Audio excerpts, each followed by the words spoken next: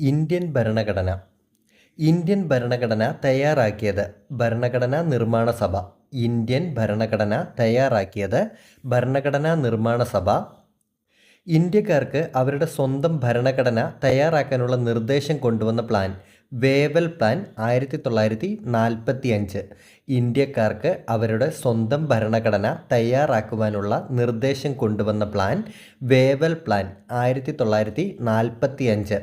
ഭരണഘടനാ നിർമ്മാണ സഭ രൂപീകൃതമാകാൻ കാരണമായ ദൗത്യം ക്യാബിനറ്റ് മിഷൻ.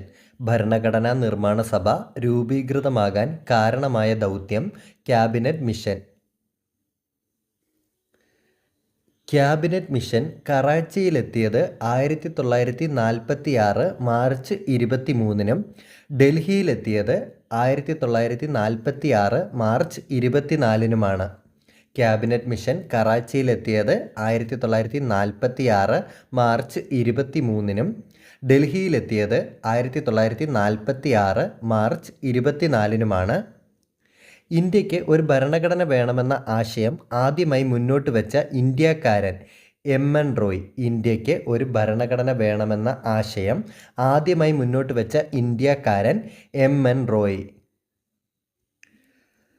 ഭരണഘടനാ നിർമ്മാണ സഭ രൂപീകരിക്കണമെന്ന ആശയം ആദ്യമായി മുന്നോട്ട് വെച്ച രാഷ്ട്രീയ പാർട്ടി സ്വരാജ് പാർട്ടി. ഭരണഘടനാ നിർമ്മാണ സഭ രൂപീകരിക്കണമെന്ന ആശയം ആദ്യമായി മുന്നോട്ട് വെച്ച രാഷ്ട്രീയ പാർട്ടി സ്വരാജ് പാർട്ടി.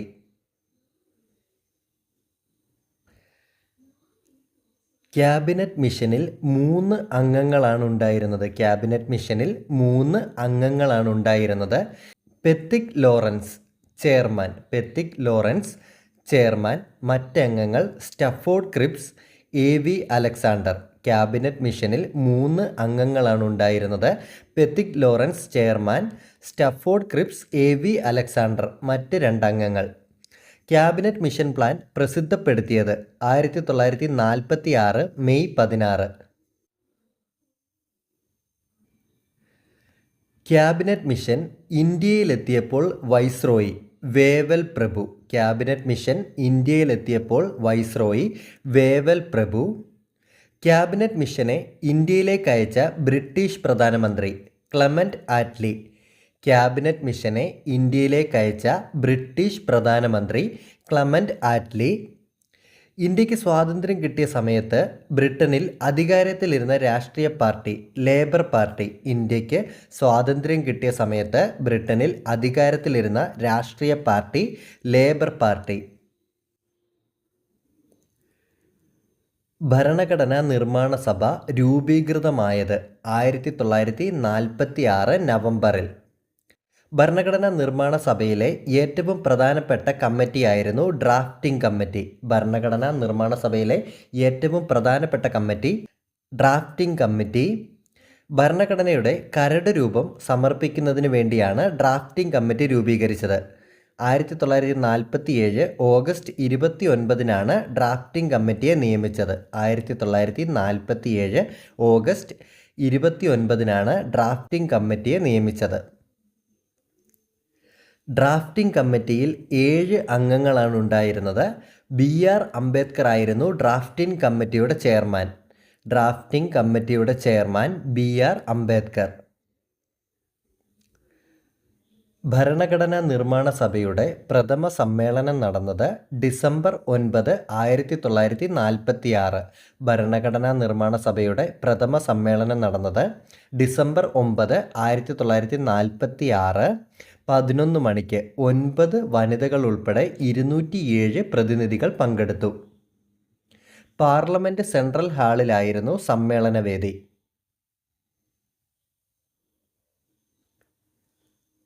ഭരണഘടനാ നിർമ്മാണ സഭയിൽ 389 അംഗങ്ങളാണ് ഉണ്ടായിരുന്നത്.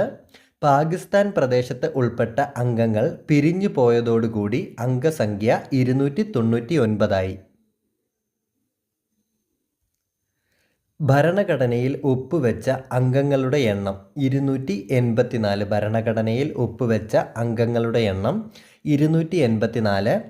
ഭരണഘടനാ നിർമ്മാണ സഭയിൽ നാട്ടുരാജ്യങ്ങളിൽ നിന്നുള്ള അംഗങ്ങളുടെ എണ്ണം 93. ഭരണഘടനാ നിർമ്മാണ സഭയിലെ തിരഞ്ഞെടുക്കപ്പെട്ട അംഗങ്ങളുടെ എണ്ണം 296. ബ്രിട്ടീഷ് ഗവർണർമാരുടെ പ്രവിശ്യയിൽ നിന്ന് 4. ഭരണഘടനാ നിർമ്മാണ സഭയിൽ തിരഞ്ഞെടുക്കപ്പെട്ട അംഗങ്ങളുടെ എണ്ണം 296. ഭരണഘടനയിൽ ഒപ്പുവെച്ച അംഗങ്ങളുടെ എണ്ണം 284. ഭരണഘടനാ നിർമ്മാണ സഭയിലെ മലയാളി വനിതകളുടെ എണ്ണം 3. ഭരണഘടനാ നിർമ്മാണ സഭയിലെ മലയാളി വനിതകൾ ആനി മസ്കറിൻ, അമ്മു സ്വാമിനാഥൻ, ദാക്ഷായണി വേലായുധൻ. ഭരണഘടനാ നിർമ്മാണ സഭ ദേശീയ പതാകയെ അംഗീകരിച്ചത് 1947 ജൂലൈ 22. ഭരണഘടനാ നിർമ്മാണ സഭ ദേശീയ പതാകയെ അംഗീകരിച്ചത് 1947 ജൂലൈ 22. ഭരണഘടനാ നിർമ്മാണ സഭ ദേശീയ ഗാനത്തെ അംഗീകരിച്ചത് 1950 ജനുവരി 24. ഭരണഘടനാ നിർമ്മാണ സഭ ദേശീയ ഗാനത്തെ അംഗീകരിച്ചത് 1950 ജനുവരി 24. ഭരണഘടനാ നിർമ്മാണ സഭ ദേശീയ ഗീതത്തെ അംഗീകരിച്ചത് 1950 ജനുവരി 24. ഭരണഘടനാ നിർമ്മാണ സഭ ദേശീയ ഗീതത്തെ അംഗീകരിച്ചത് 1950 ജനുവരി 24. ഭരണഘടനാ നിർമ്മാണ സഭയുടെ പ്രഥമ സമ്മേളനത്തിലെ അധ്യക്ഷൻ ഡോക്ടർ സച്ചിദാനന്ദ സിൻഹ.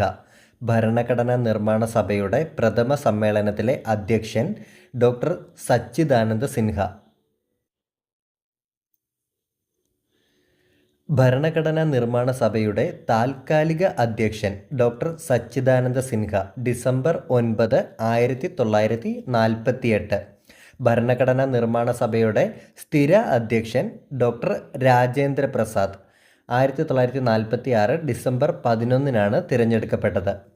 ഭരണഘടനാ നിർമ്മാണ സഭയുടെ താത്കാലിക അധ്യക്ഷൻ ഡോക്ടർ സച്ചിദാനന്ദ സിൻഹ. ഭരണഘടനാ നിർമ്മാണ സഭയുടെ സ്ഥിര അധ്യക്ഷൻ ഡോക്ടർ രാജേന്ദ്ര പ്രസാദ്. ഭരണഘടനാ നിർമ്മാണ സഭയെ ആദ്യമായി അഭിസംബോധന ചെയ്തത് JB കൃപലാനി. ഭരണഘടനാ നിർമ്മാണ സഭയെ ആദ്യമായി അഭിസംബോധന ചെയ്തത് JB കൃപലാനി. ഭരണഘടനാ നിർമ്മാണ സഭയുടെ ഉപാധ്യക്ഷൻ ഭരണഘടനാ നിർമ്മാണ സഭയുടെ ഉപാധ്യക്ഷൻ HC മുഖർജി. ഭരണഘടനാ നിർമ്മാണ സഭയുടെ ഉപദേശകനായിരുന്നത് BN റാവു. ഭരണഘടനാ നിർമ്മാണ സഭയുടെ ഉപദേശകനായിരുന്നത് BN റാവു. ഭരണഘടനാ നിർമ്മാണ സഭയിൽ കൊച്ചിയെ പ്രതിനിധാനം ചെയ്തിരുന്നത് പനമ്പള്ളി ഗോവിന്ദമേനോൻ. ഇന്ത്യൻ ഭരണഘടനയുടെ ആമുഖത്തിൻ്റെ ശില്പി ജവഹർലാൽ നെഹ്റു. ഇന്ത്യൻ ഭരണഘടനയുടെ ആമുഖത്തിൻ്റെ ശില്പി ജവഹർലാൽ നെഹ്റു. ജവഹർലാൽ നെഹ്റു അവതരിപ്പിച്ച ലക്ഷ്യപ്രമേയമാണ് ഭരണഘടനയുടെ ആമുഖമായി മാറിയത്. ജവഹർലാൽ നെഹ്റു അവതരിപ്പിച്ച ലക്ഷ്യപ്രമേയമാണ് ഭരണഘടനയുടെ ആമുഖമായി മാറിയത്. ജവഹർലാൽ നെഹ്റു അവതരിപ്പിച്ച ലക്ഷ്യപ്രമേയം അവതരിപ്പിച്ചത് 1946 ഡിസംബർ 13. ജവഹർലാൽ നെഹ്റു ലക്ഷ്യപ്രമേയം അവതരിപ്പിച്ചത് 1946 ഡിസംബർ 13. ഏത് രാജ്യത്ത് നിന്നാണ് ഇന്ത്യ ആമുഖം കടം കൊണ്ടിരിക്കുന്നത്? USA. ഏത് രാജ്യത്ത് നിന്നാണ് ഇന്ത്യ ആമുഖം കടം കൊണ്ടിരിക്കുന്നത്? USA. ഇന്ത്യൻ ഭരണഘടനയുടെ മനസാക്ഷി എന്നറിയപ്പെടുന്നത് ആമുഖം. ഇന്ത്യൻ ഭരണഘടനയുടെ മനസാക്ഷി എന്നറിയപ്പെടുന്നത് ആമുഖം. ഭരണഘടനയുടെ താക്കോൽ, ആത്മാവ്, തിരിച്ചറിയൽ കാർഡ് എന്നിങ്ങനെ വിശേഷിപ്പിക്കുന്നത് ആമുഖത്തെ. ഭരണഘടനയുടെ താക്കോൽ, ആത്മാവ്, തിരിച്ചറിയൽ കാർഡ് എന്നിങ്ങനെ വിശേഷിപ്പിക്കുന്നത് ആമുഖത്തെ. ആമുഖത്തിൽ ഒരു പ്രാവശ്യം മാത്രമേ ഭേദഗതി വരുത്തിയിട്ടുള്ളൂ. ആമുഖത്തിൽ ഒരു പ്രാവശ്യം മാത്രമേ ഭേദഗതി വരുത്തിയിട്ടുള്ളൂ.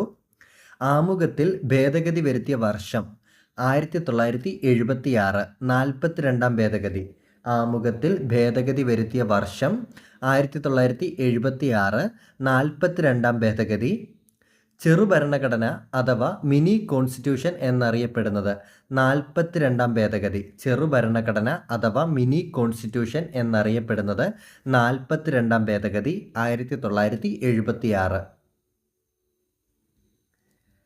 42ാം ഭേദഗതി വഴി ആമുഖത്തിൽ കൂട്ടിച്ചേർത്ത വാക്കുകൾ 3 വാക്കുകൾ: സോഷ്യലിസ്റ്റ്, മതേതരത്വം, അവിഭാജ്യത. Socialist, secularism, integrity.